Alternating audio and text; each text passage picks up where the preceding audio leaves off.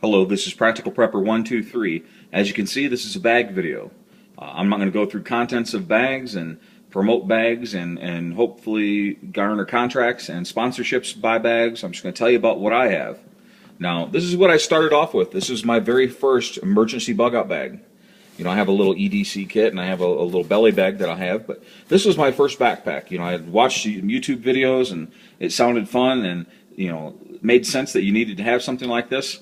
But, whoa, holy cow. I didn't have $150 to go out and buy an expensive MOLLE attachment bag, and I didn't want something that was camouflaged that screamed military surplus.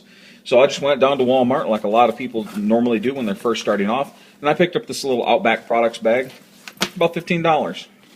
And I've used this on hiking trips, just little day hikes, you know, going up the mountain and back down in the same day. And it's got padded here, so it's a little bit comfortable. It's got, you know, a little chest strap, some outside pockets, but they're not built very well. It's designed, you know, you pack your lunch, maybe a change of clothing, a pack of shoes, you know, a couple snacks and some water bottles, and it's good for that kind of thing. It's not designed for long-term heavy use, but it is a good option if you're just getting into this and you know you need something now. I think one of the biggest problems people have when they start watching these videos is they get all fired up and inspired to make their own bag and maybe make their own video. And then they get discouraged because they go to the websites, they go to AIM Surplus or some of these other places, and they start seeing these bags start, you know, $50, $60.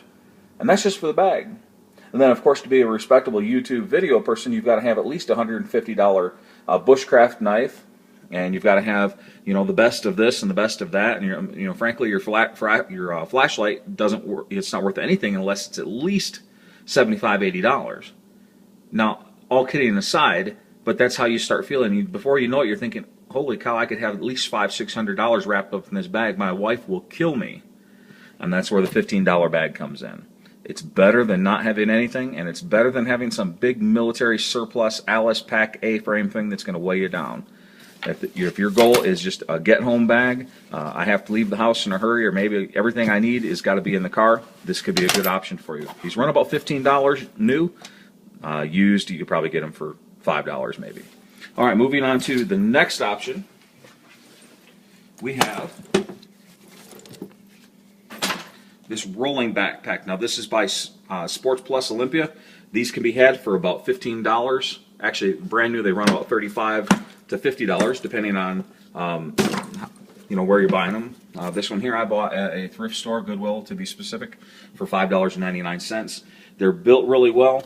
On the bottom, you've got the support feet. The nice thing about having a rolling backpack is you can carry it on your back like a normal backpack. But if you start getting really tired, or maybe, you know, you have a child that just needs to pull something, or maybe, you know, you're with your wife and she's just getting tired, so you can just drop it, pick it up, and roll it along behind her. And it doesn't really look like anything expensive. It's not, but it's a decent option, and it was only $6. This is a better built backpack than the other one I showed you from Walmart, so this would be a better option. Now, every once in a while, you'll run across, now it's very seldom, but you'll run across something like this. Now, this brand, I'll zoom in, is called Kipling. If you're at all into designer bags, which I'm not, you'll recognize this name. These bags, if you go Google it when we're done, Kipling rolling backpacks run anywhere from about $130 to $300, I guess, depending on, you know, what model you are. I don't know much about this company. I can tell you that the zippers on this are extremely tough, and it's a very fashionable backpack. There's nothing tactical about it. You're not really going to stand out because there's nothing about this that's, you know, says military.